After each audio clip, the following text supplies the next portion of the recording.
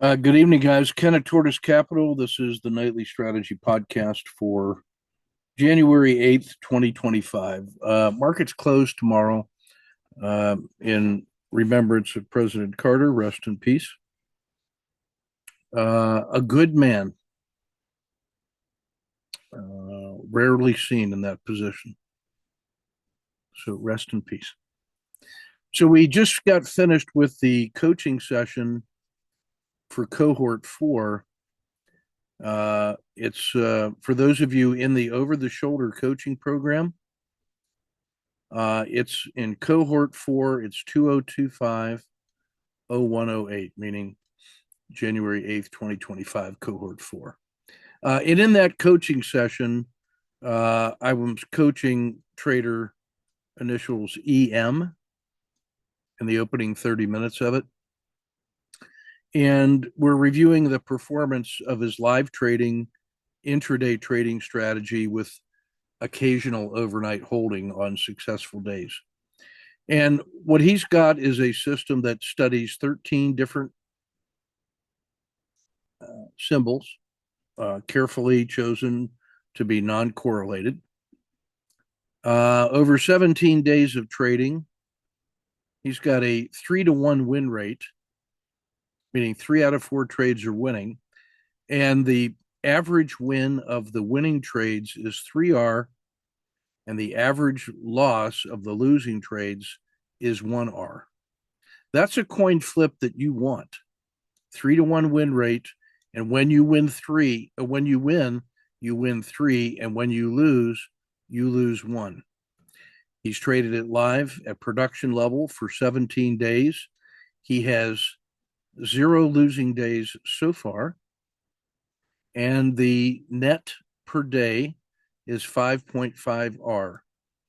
So we spent about 30 minutes today in that session working on 4 different ideas on how he should approach scaling that system. That is worth some money, that coaching session. If you're in the coaching program, you have access to that for life. If you're thinking about joining the over-the-shoulder coaching program, you can get the discounted price for the month of January, and then the price is going up. So you should contact me if you want to get lifetime access to that over-the-shoulder coaching program, so you can study the several hundred hours of coaching that we've done. And oh, by the way, that includes all of the coaching sessions for cohort 4, where trader EM walked in with a few ideas on how he wanted to trade. And we've developed that system for him over the last 2.5 months. And that's what it's performing like right now. Among the ideas that we looked at was how to take the day trading success and look to scale that towards a longer term swing trading system to take advantage of those powerful moves. The combination of those two really is an example of core and turbo trading that we feature. So I would encourage you to consider that for 2025, and strike while the iron is hot before prices go up on 1 February.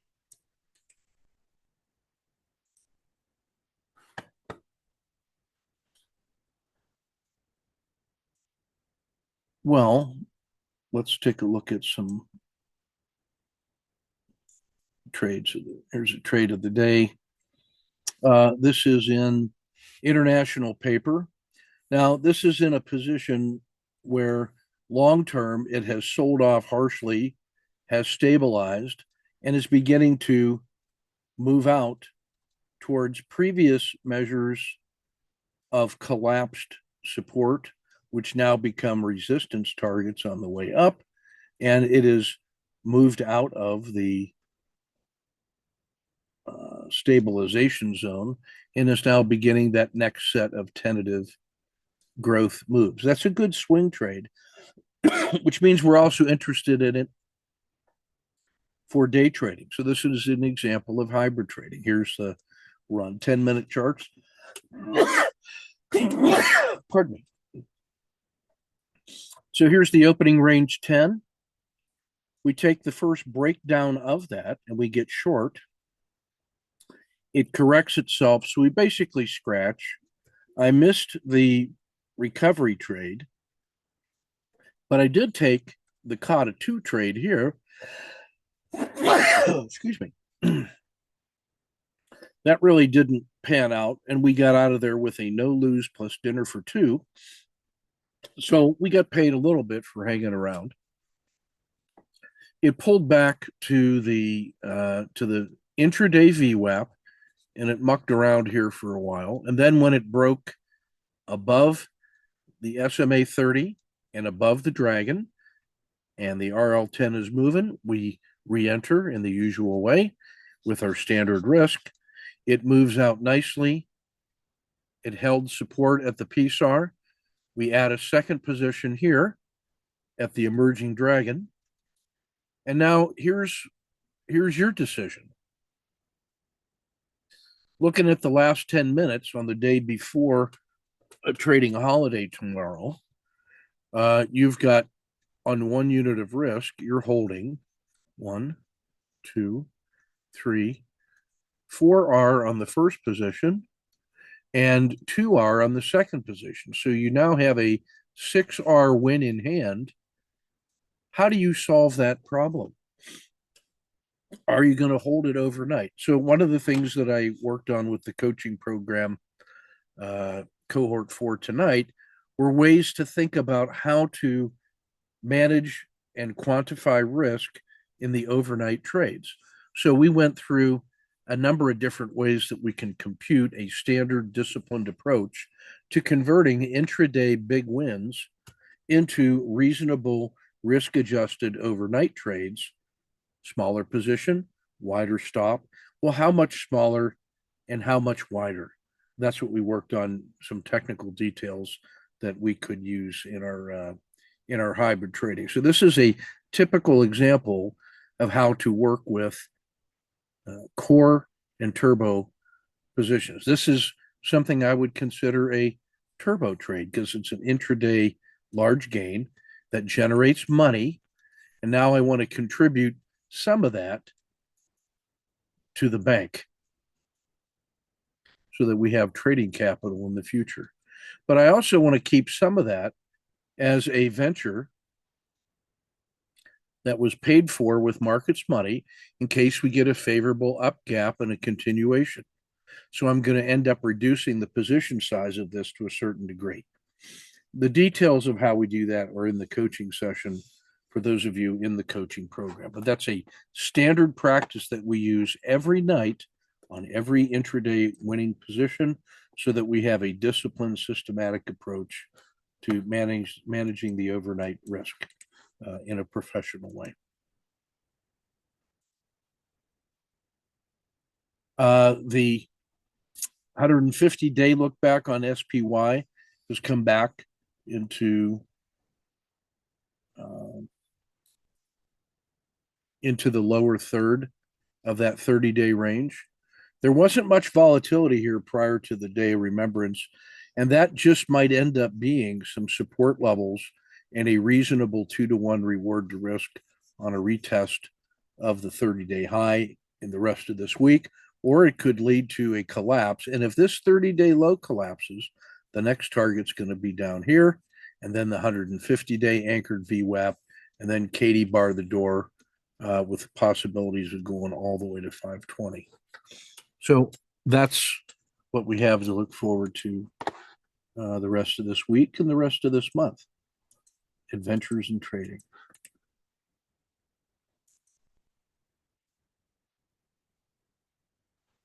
The 30-day look back, you can see that in a little closer detail.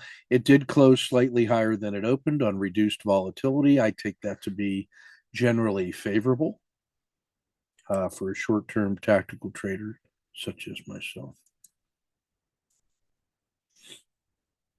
The 30-minute chart, you can see how stabilized and consolidated it was here. The last time it was in that region, it had a short sell-off that quickly reversed and ran all the way back up to 604. So there's a possibility that if this low holds, we got a COTA 2 entry. And all it has to do is break through these anchored VWAPs that you notice here around 592. And then the 30-day VWAP is in range, as is the 10-day high. And then the 30-day high. So interesting tactics for Friday.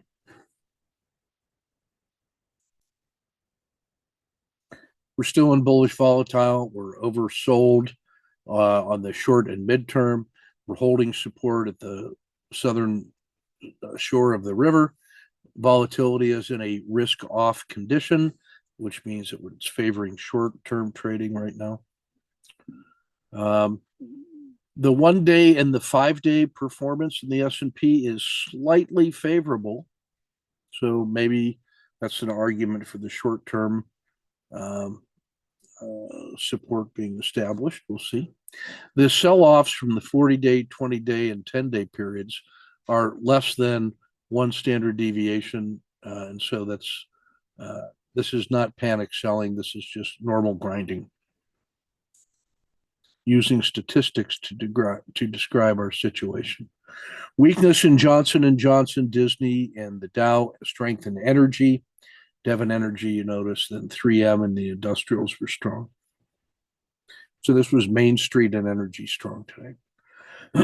Lots of auto framers available in the ETFs, the globals, but there was very little breakout action there. A quiet day in the market. Lots of auto framers to choose from.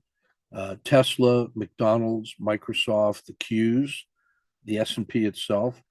So this is a market that is compressing and being poised for a breakout. A handful of good daily squeezes, including Tesla. So I'm going to be stalking that one carefully along with Brazil.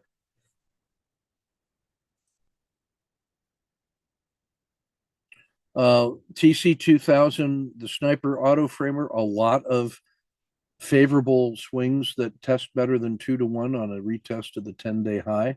I'm stalking the heck out of Palantir, Tesla, and UMAC to a lesser extent now. I'm liking Bitcoin as well. Spring and winter are dominating in the four seasons of MACD. That's healthy for planting. That means we're in a position of value, so we can start thinking about getting our next positions on the long side. Very little strength today, mostly pain and suffering in the ETFs and in the large caps. Nothing surprising there. The top 10 intraday trading targets remain the same. With Boeing was added now in position 9.